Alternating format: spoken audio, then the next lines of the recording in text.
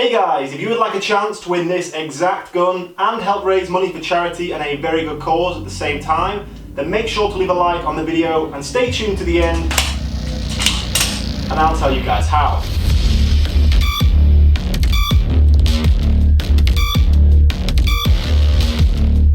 Hey guys, so today we are doing a video I have had a lot of requests from you guys to do. I get a lot of comments asking, Matt, I'd love to see your weapons armory, I'd love to see all the airsoft guns you own. So today we're not only going through some of my airsoft guns, we're also going through some teammates' guns and also some squad guns. Guns that myself and my teammates have all forked in together for and bought for the team for all of us to use. Now throughout this video I will leave links and comments in the corners of the video of gameplay and reviews of these guns if I have done videos with them before, so you can check each of those out with a little more detail. So to begin with, let's take a look at a gun at the front here, which is one you have all seen plenty of times on the channel, so I'm going to go over it very briefly. This is my Tokyo Marui Mark 18. This has been pretty stable on the channel for over a year now. You've seen it in probably over 50-60 gameplay videos. Originally it was a Mark 4 with a Geisley rail. I then shortened it and made it into a Mark 18. Shorter inner and outer barrel, shorter rail, and it's now got a Type bore EDGI barrel. Now again, I won't go over all the internals, I've mentioned them plenty of times before. Links to all the reviews of the externals and the internals will be linked. But briefly, it's got a BTC Spectrum MOSFET and all the internals done by the guys at Kingdom of Airsoft. So this is a gun you've seen hundreds of times on my channel. It is my primary and main gun that I take to every game. Let's see if we can get everything to stand back up now properly, without falling over. Okay. Next up, we have my latest gun, which is my Tokyo Marui 416 Delta. This was new to the market earlier this year from Tokyo Marui, and again, it has just come back from the guys at Kingdom of Airsoft and had pretty much all the same upgrades you have in this. EDGI barrel, BTC Spectrum MOSFET, all the gears reworked, everything done so it sounds very nice, it runs very smoothly. The main difference being this gun has the standard Tokyo Marui hop, while this one has been R-hop. So I'd say this one, using heavier BBs, talking 0.28 and upwards, I do get flatter and longer trajectories than I would with this. But of course, heavier BBs do hurt more for CQB. So I would say this is now more of a CQB gun, while this is probably what I'd use at a Milsim for longer range. I can use light BBs in this, but you do get a better performance with an R-hop if you're using those heavier BBs. Now the other difference being, I have had the Milspec CTR stock put on it, which I got a lot of comments asking where do the batteries go in this, because obviously on Tokyo Marui guns, because the recoil, the buffer tube isn't hollow like on a lot of AEGs, so you can't put batteries inside here. Well, very simply, Sam has, I won't be able to do it now, because oh yes I can. Sam at Kingdom of Airsoft has taken the buffer pad, the kind of butt pad, this plate here, from the stock, and just hollowed it out. He's dremeled it out. I'll do some close-up shots here, and basically you just sit the battery inside here. Plug it into your wiring, and then spin that back round, put it all back inside, clip it in, and there you have it. You can have yourself a Milspec CTR stock with the battery in, and it looks pretty cool. And the Tokyo Marui guns do have a Milspec stock buffer tube, so you can fit Milspec sized stocks on these guns. Apart from that, externally, I've got my camera on here, or if it's night time, my PEC box. I've got either a T1 or T2 or a EOTech on here. And the reason I went for Tokyo Marui, obviously it makes sense if I'm going to have two. It's always good to have two guns if you can afford to, if one goes down, especially at longer events. If I'm getting two Tokyo Marui guns, they use the same magazines and stuff like that. Now magazines for these guns, I'll just put this out of the way a second. I originally did use these. Now these are the Tokyo Marui Stanag magazines that are 80 rounds. I put the Ranger plates on these. These are the PTS Magpul Ranger plates. And these are the standard stock magazines you get for Tokyo Marui. But recently, my sponsors at PTS sent me these. Now these are the brand new to the market EPM magazines for Tokyo Marui. So everything you've come to expect from EPMs, 120 rounds. They have the red little feature here to know when you're running out of rounds. The little red window there, so when you're about to fill up the magazine completely, it tells you all the things you come to expect. The These I think are $22 each. So far these are running very well in 416s and the M4s. I've got a few here. They do feed very nicely. Okay, so while we're still talking M4s and Tokyo Marui, this gun here is one of my teammates. Now this is a very, very PTS inspired gun. We have the brand new PTS EPS stock on this. I've talked about these quite a few times. This can hold extreme amounts of lipos. You can actually fit, I think, about 6 lipos in here. You can fit nearly 2 down each side. You can fit 1 in here. You can fit, if you haven't got it on a Tokyo Marui, you can fit, of course, 1 down the buffer tube. But on this gun, you can probably fit maybe 3 on the sides in total and 1 in here. So lots of battery space. So this is the PTS EPS stock. We have the PTS CTR rail on the front. I did mention this in my recent giveaway. We're going to put this on a gun and try this out, so you should see gameplay and a review of this pretty soon. Now on this, he's also got the GMP deval. This is the IR version, so for when we're doing milsim events with night vision, you've got the IR capability. And for this, he's also got a Vision King short dot. Now this might look like a sniper scope for any of you guys who've not seen it before, but it's actually a short dot. So you can use this in CQB. You can dial it right out, I think, to 1.25 times magnification. So, you know, I could use it at CQB, people could come around corners and you'd be fine, but you can also dial it right in to a 5 times magnification. So out on the field, up to 30, 40, 50 meters, then you've got a much more magnified, zoomed in vision for those longer shots. So it's a pretty versatile scope. I've never personally owned one, but they are very, very cool. I would like to give one a go actually. Maybe in the future you might see me running one of these. Maybe on this gun when we do some gameplay with the CTR rail on there. But I do like it. It's very different to the Mark 18. It's not obviously, doesn't look mil-spec. It looks kind of more like a range gun, but it's very cool. This gun's actually stock. The only changes Ben has done is of course the battery mod, so we can run lipos rather than the proprietary Tokyo Marui batteries. But he hasn't got a BTC in this or anything yet. I think he wants to, but at the moment, kind of front end, this gun is stock. And like all Tokyo Marui gun stock, it is very reliable and still very accurate. So it is a very cool and nice piece of kit. So now moving on, we're taking a look at a gun that you guys have seen me do quite a lot of gameplay with before, and that is the Tokyo Marui Scarh H. Now this is the heavy version, of course the H, which means it takes the 7.62 magazines rather than the Scarh L, which takes the 5.56 magazines. Now again, this has had all the rework done to it by the guys at Kingdom of Airsoft, Sam. It's got the BTC Spectra MOSFET in, it's got the new high-speed motor in, it's got all the gears redone, it's had an EDGI barrel put in, so internally these 3 guns are very, very similar. This one does still have the standard Tokyo Marui hop, the same as the Mark 18, and again, it's very, very reliable, as Tokyo Maruis, especially ones done by Kingdom of Airsoft, are. Now, I got a lot of questions recently asking why all Tokyo Marui. Well, the entire team run Tokyo Marui because, of course, if we're all running the same gun during a firefight, we can give each other magazines, or if we have to use each other's guns, we know how they handle, they control the same, they have the same controls with the bolt stop function and so on. So having all the same kit makes the team more unified and therefore run a lot smoother. But it is quite cool to have a heavy gun in the team, or a 7.62 gun, of course in Airsoft it's all the same, but it looks pretty cool, and I do like these size magazines. Of course, it does mean you have to switch your pouches out on your plate carrier from 5.56 to 7.62, but it's a sacrifice worth making.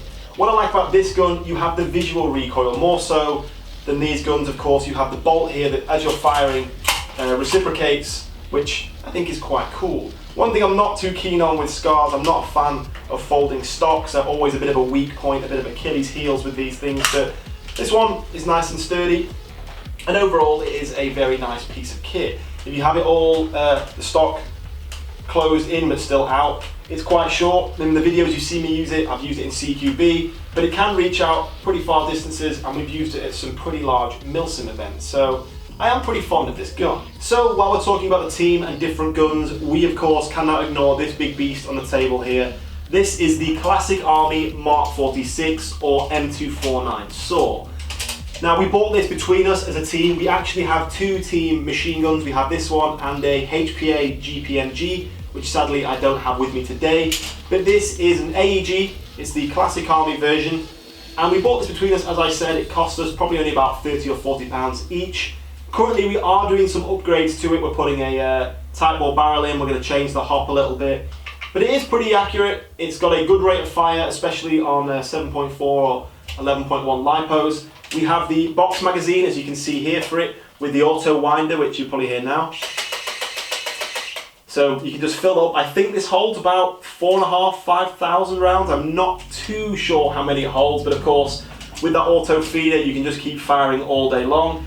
As you'd expect, it's only got a full auto feature. You can open it all up like the real gun, but I'm not going to be able to do it, I don't think, now with one hand. We have the bipod on there, and we've also done what the guys in GMR have done. We've taken the top rail, which used to be on top here, which we weren't using for anything, and you actually spin it round, and you can see underneath here, we now have the rail underneath, which means we can put a grip on the bottom here, or we can put these side paddles on, which give you a bit better support.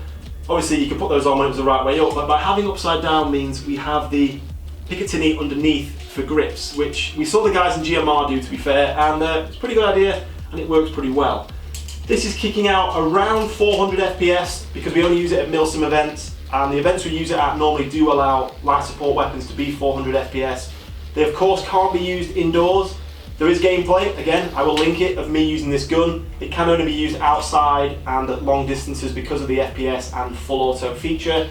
But it is very, very important and very useful to have a light support weapon, at least one, as I said, we have two, in a team or any kind of fire team at a Milsim event. Having everyone with rifles is of course useful.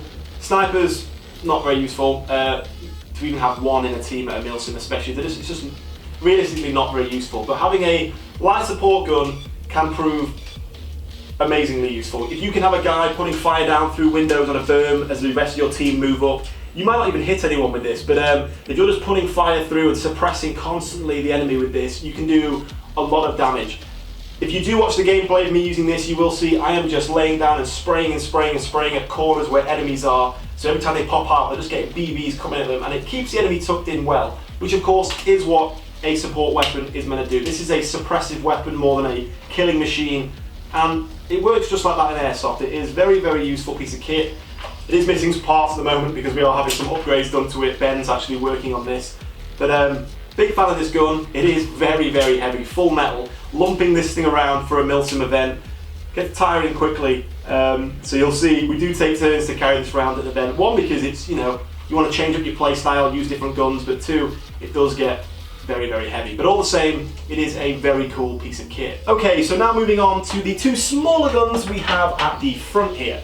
So to begin with, this is my Tokyo Marui MMP9, which again I've done a full review of, linked here somewhere or in the comments or in the description. This has been worked on by myself and my teammate Fles. You can't buy them in these colours as standard. I bought a tan one and a black one, switched the parts over and then sold the other one. I made this, so I wanted the tan slide and the black lower. That's then being stippled by my teammate Fles, and we put a Surefire X300 torch on there with the pressure plate, which is very, very cool. It's got the night sights as well, but apart from that, internally it is stock, but it's a very reliable pistol. You see me use it in countless gameplays, and it is very, very cool. Now the new pistol on the scene is this. This is the, if I take the cover off, Tokyo Marui Glock 18. Again, being stippled. This one has also got the PTS Atom Slide, which you did see in a video recently. We've now put the PTS Atom Slide on there. It's got the little RDS, which has got the mount plate on the Atom Slide, and it's now got the Atom internals, the PTS barrel, hop, all the goodies inside. So soon you will see a gameplay with this as well. It looks very, very cool. You've got the counterclockwise threads on there, so you can put a suppressor on. You've got the iron sights that are budged forward for the RDS. The RDS looks sweet on there. You've got the Atom logo on the back. Very, very cool pistol. So you shall see gameplay with this very soon. Okay, so finally, as promised, we are taking a look at this. This is the Umarex 416 Delta. This is a gas blowback gun, and you could win this gun. Now, I have done a gameplay and review of this gun previously, quite recently in fact. I will leave that linked in the description. This gun is very, very cool. Of course, being gas blowback, it's got all the real steel features with the open bolt lock system, you know, everything you expect to see from a gas blowback rifle. I love the look of it, the feel of it, the weight of it, everything about this gun is very, very cool. This gun is retailing at JDAirsoft for £500. The guys at JD have been very kind to give me this and allow me to do a giveaway with this, with not one, but 3 gas magazines. Again, each of these retails for £50. So 3 magazines and the gun. Of course, 1 magazine comes with the gun, so you're looking at a prize worth £600. Now, to be involved to win this, all you have to do is enter our raffle. Now, we are going to be raffling tickets for £10 each, and the money for that is going to Pilgrim Bandits. Now, Pilgrim Bandits, their link will be in the top line of the description. They are a charity in the UK who are made up from guys who are ex-special forces, ex-military guys, and they are raising money and helping to make money for other guys in the military who have come out of service or maybe still are serving, and help those guys with physical and mental issues. So it's a very, very, very important cause, a very cool cause, and you guys could help out. So if you enter, £10 to enter, that money will be going to a very good cause. The more tickets you buy, the more chance you have of winning. Every ticket puts your name into the hat once. If you buy 3 tickets, your name is in the hat 3 times. This is open worldwide. We are going to be shipping this via JD, so we can get this worldwide. If you want to enter, you can buy tickets from MattTheMusketeer.com. They're going to be for sale on my store. Now, we have to tell you guys that because of the way my website is run through Squarespace, for every £10 ticket, Squarespace do take about 36p of that £10. So 36p of your £10 will be taken by Squarespace, but the rest of that money is entirely going to a good cause. All of it is going to Pilgrim Bandits. Now, the competition is going to be open for quite a while because, of course, we want to try and raise as much money as possible. I will be also mentioning this on my Facebook page. The link to get tickets for the raffle is in the description below. So if you'd like to win this gun, it's very, very cool, then you can do so in the links down below. So that is going to wrap up this video. I hope you guys did enjoy just a brief covering of all the guns that you see me use on the field. If you have any further questions, please leave those down in the comments below. But in the meantime, guys, thank you for watching, and I'll see you soon.